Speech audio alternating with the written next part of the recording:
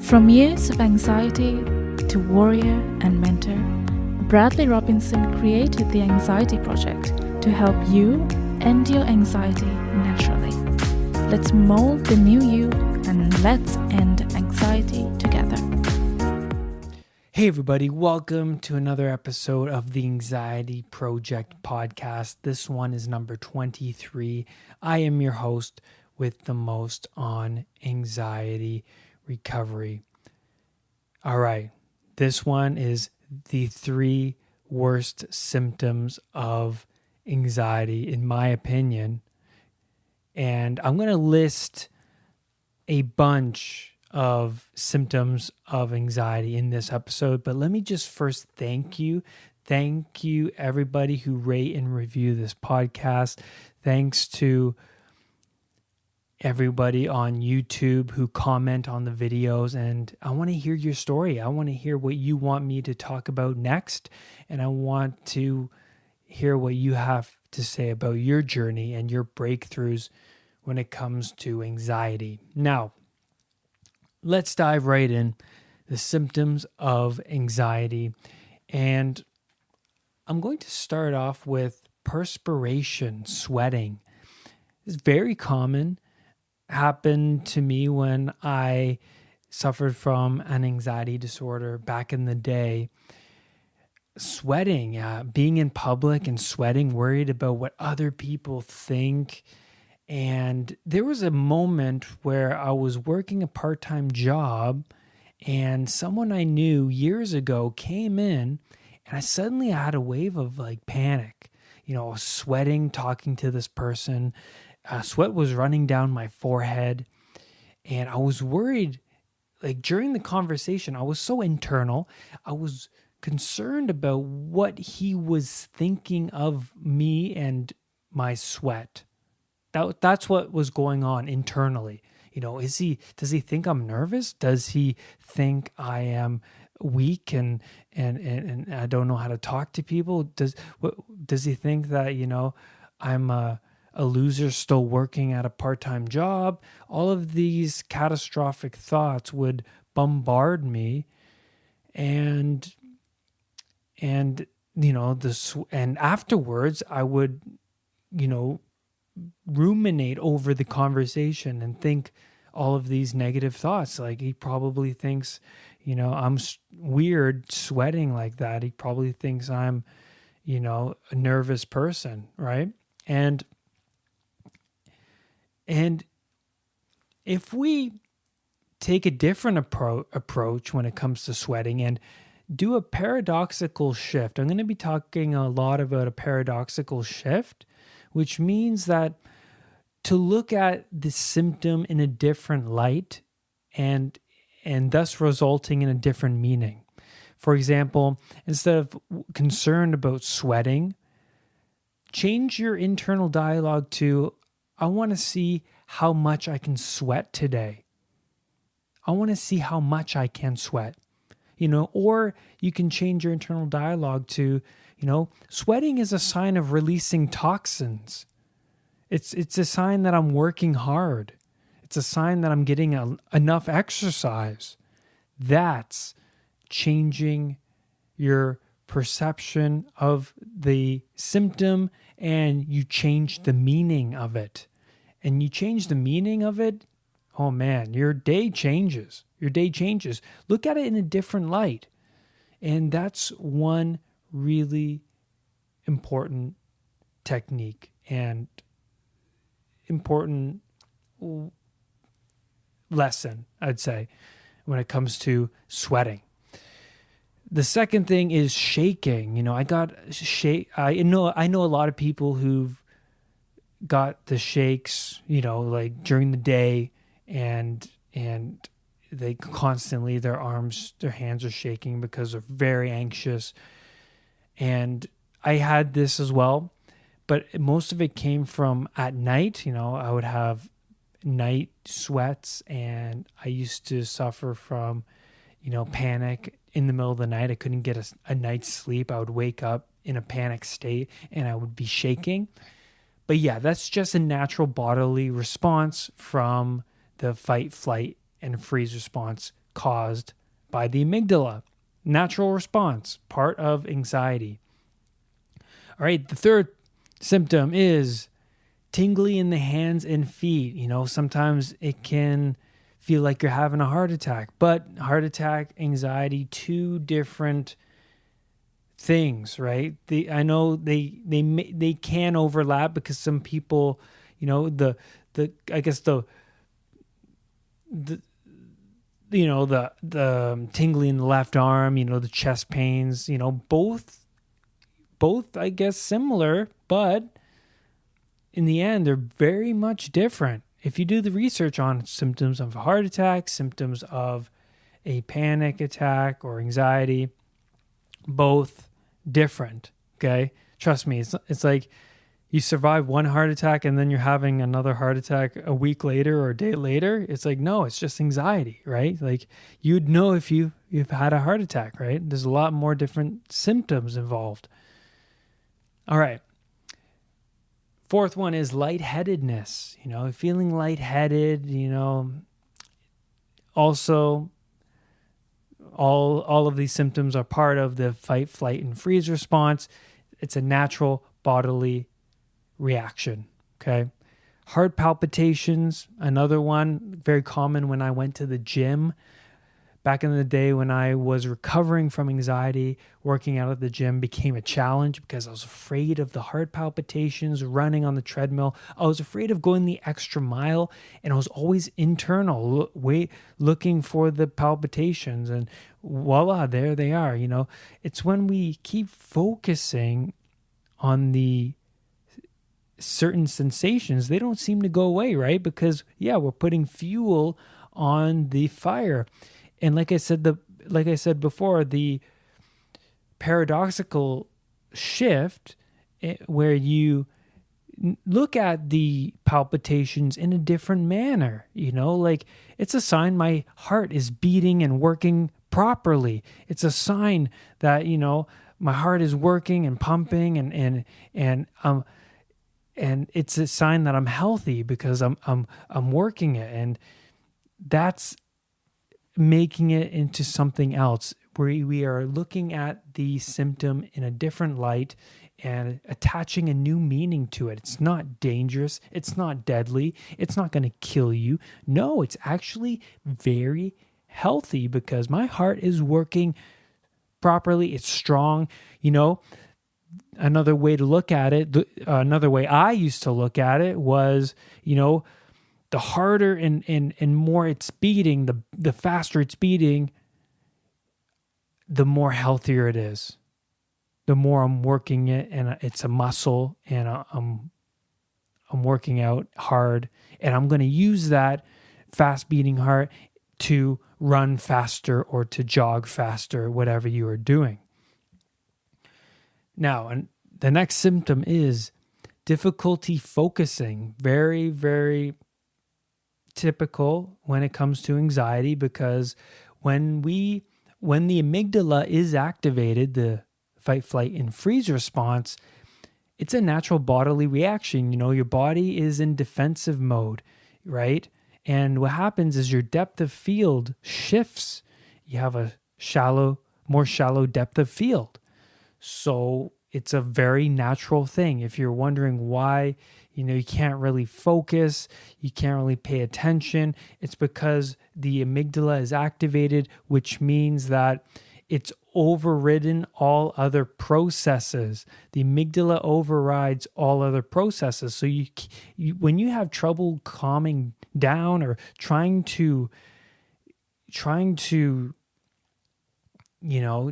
focus on something, a task, reading a book, whatever it may be, and you're having a hard time, processing that information, it's because the amygdala has overridden everything else. Your defense mechanism is activated, and you can't do anything but just accept the feelings and just use rational thoughts. Say, I'm having a hard time focusing. I'm not stupid. I'm not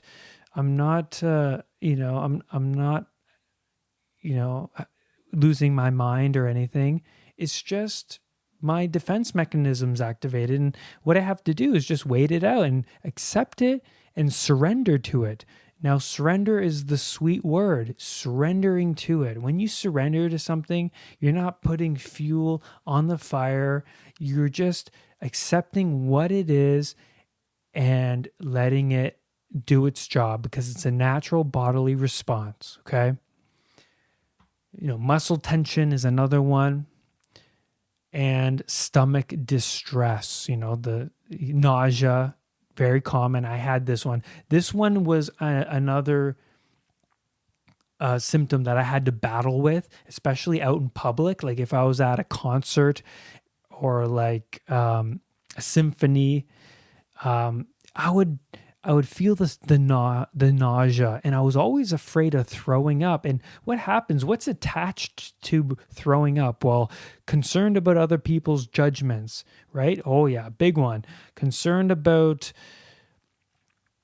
that's actually the main one. Concerned about other people, what they think. Because if you're alone and you feel like you have to throw up, you don't really care, right? Because you just go and throw up. But what I had to do when I was out in public and I felt sick was I had to use rational thoughts, such as, did I ever throw up before when I'm in this situation? No. Is this nausea because of anxiety? Yes, it's because I feel anxious right now. Okay. Do people throw up when they feel anxious? No. Okay. Well, have I thrown up before when I'm anxious? No. Okay. There are times, sure, that people have become sick when they are anxious, but every time that I felt nauseous when I was going through anxiety, no, I've never thrown up, and that's the rational thoughts that kept me not running away from the situation. Okay. Now, let's get into the 3 worst symptoms that I experienced back in the day when I used to suffer from anxiety.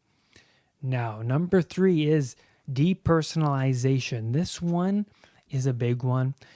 Most people who have anxiety go through depersonalization. And depersonalization is being detached from yourself, being detached and feeling like you're in a dream state. Like you don't really have any emotions, and you're walking around and you're completely in defensive mode, because depersonalization is a defense mode that you're in. And the way to get rid of depersonalization is surrendering to it, because it's a defense mechanism. If you keep adding fuel to that fire, which is depersonalization, it's not going to go away. It's a natural defense mechanism from your body to protect your mind and body, okay? It thinks it's in danger, but it's not, and you have to surrender to it. Surrendering to it, and there are a lot of unresolved emotional issues and a lot of other fears that are subconsciously stored that you haven't dealt with yet. But, depersonalization will go away naturally if you surrender to it. And going back to that unresolved emotional issue part that I was just talking about, we have 4 different bodies that make up who we are as people. We have the spiritual body, we have the mental body, we have the emotional body, and then we have the fitness and nutritional body. I also like to call it the physical body, right? So the spiritual body is your energy, the mental is your mindset, the emotional body is your intelligence, and the physical, fitness and what you put into your body, nutrition. Now, if a few of these bodies are out of whack, if you're not in touch with your spiritual side, and if you have a lot of unresolved emotional issues, your equilibrium is going to be way off. You probably have a lot of fears that you haven't dealt with yet. You probably are running bad habits that are just keeping you unhealthy mentally and physically. You're probably not getting enough exercise or eating properly, right? Eating the right foods. So, there's a lot of aspects to maintaining a healthy lifestyle. And when I was going through anxiety, I didn't have any equilibrium. I had a million bad habits. I wasn't eating the right foods. I wasn't taking care of myself. And I was running a lot of bad habits. Like there's so many, right? But the thing that works when it comes to anxiety is that you have to take care of one thing, and after you take care of one thing, one bad habit, you take care of it, you change one habit, then you change another habit, and then you change another habit, and it snowballs, right? So it's just one thing at a time when it comes to recovering from anxiety. Okay. Now, let's get into number 2 of the worst symptoms, and it's chest pains, the pressure. And like I said before, the chest pains, this one, unresolved emotional issues, fears, this is what drives your anxiety. You're running your day to day with bad habits, with negative limiting beliefs that these need to change. They are not who you are. You're not in touch with your spiritual side. You're not in touch with your mental. You don't have the right mindset. You're not in touch with the emotional body. You don't have the right tools. You don't have the right knowledge to overcome anxiety, right? So you're not in touch with that, and you're not in touch with the right fitness and nutrition. So there's a lot of things that need to be implemented in order to strive for your higher self. And chest pains is just another symptom of anxiety that happens to everyone who has anxiety disorders and just stress in their lives. The weight of the world pressing down on your chest. And it's all about changing the meaning of it. You look at it as like, this is just from anxiety. I need to take better care of myself. I need to find more time for me. I need to find more time to just unwind and relax and get back in touch with nature and get back in touch with really who I am. Because these patterns that you're running, they are not who you are. We must get back into our spiritual side, and we must reach a higher level of consciousness, okay? And number 1 is you can't get enough air. This one is number 1 because air is important. It's good for brain function, cognitive function. But when going through anxiety all of the time, I used to feel like I wasn't getting enough air. I was yawning a lot. I was burping a lot. Oh my God, the list goes on, right? And I used to feel drowsy all the time and tired. And yes, this one is a big one. And a few techniques that I implemented in order to get more oxygen and that helps your cardiovascular system and your internal self to make my body more oxygenized was meditation and breathing exercises. So during the day, I would use the 3x3x6, which is 3 seconds in through the nose, hold for 3 seconds, and then exhale for 6 seconds. This one is the one I love because it just worked well for me. I loved the exhale for 6 seconds because I released all of the oxygen, and then I did the breathing exercise again. So implementing a breathing exercise throughout the day is crucial for overcoming anxiety. It's crucial. We need the oxygen. It helps just our body in general to just maintain health. A lot of people get sick nowadays because they don't get enough oxygen. They don't take care of themselves, right? And by taking cold showers, which I do now, I take cold showers, that gets more oxygen in my body because I'm breathing more in the shower. The cold water, not only stimulates all of my skin, but it also it makes me breathe heavily. Okay. And also the Wim Hof method, which is an amazing method for breathing. And that also makes you get in touch with your unconscious mind as well. So Wim Hof method, the 3x3x6 breathing technique, and the cold showers is a very good help for breathing and getting oxygen. All right, that's it. I hope you enjoyed this podcast, everybody. Please leave a comment on iTunes and rate this podcast. I would greatly appreciate it. Do not let your anxiety define who you are. Have a great day. Bye, everybody. For more podcast episodes, for more video content, and one-on-one coaching with me via Skype, visit www.unpluganxiety.com for everything you need to know about ending anxiety naturally. I love you all. Have a great day. Bye-bye.